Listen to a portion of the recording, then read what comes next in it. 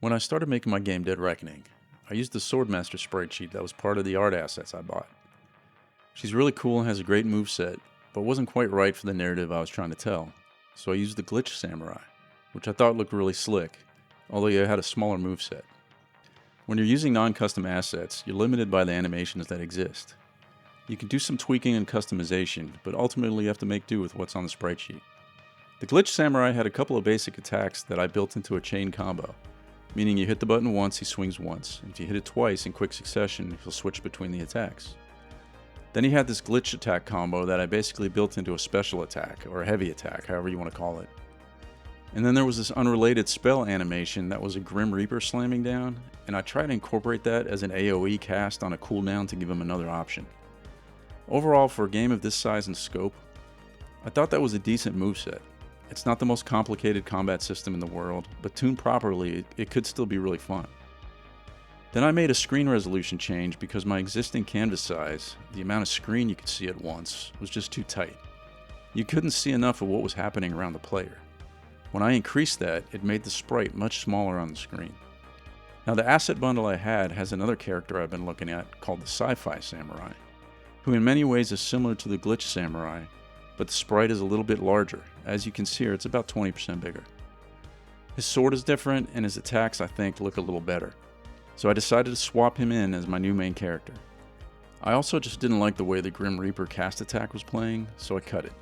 It looked okay, but it just didn't feel right. Now I really like the glitch aesthetic of the original Glitch Samurai, so using my fairly limited A-Sprite skills, I was able to copy those glitch effects from one sprite sheet and apply them to the new one, which you can see me doing here. So what I have now is a very similar looking character that still has the glitch effects. He's about 20% bigger, which I like with my larger screen size, and I really like the horizontal and vertical slashes on his attacks. Now he doesn't have any other attacks I could use for my special or heavy attack, and it was important to me that he still have something like that. So there are two things I added that required 0 new animations, but I feel like really filled out his moveset. The first is a charged version of his regular attack, where you hold the attack button down, it charges the attack up, and when you release it, you get this combo with an effect that's more powerful than a standard attack. I also added some Godot native effects like the color change and a little bit of vibrations to him. The second is that I repurposed the cast cooldown icon you can see in the bottom left of your screen into a range cooldown icon. It's now based on hits instead of a timer, so rather than waiting, you're rewarded for aggressive play.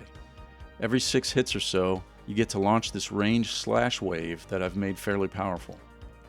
So with animations from just 2 attacks, he's now got a more diverse moveset. In my next video, I'll go through in a little bit more detail on how I built both of those attacks. One great thing about how I built the game, with its various components and event buses, is that extracting one main player character and putting a new one in wasn't that painful, because my game's code is not one big house of cards that comes tumbling down when you make a major change like this. If you're interested a bit more in that, check out my I Learned This from Airplanes video, where I discuss my game structure. Thanks for watching. I'll see you next time.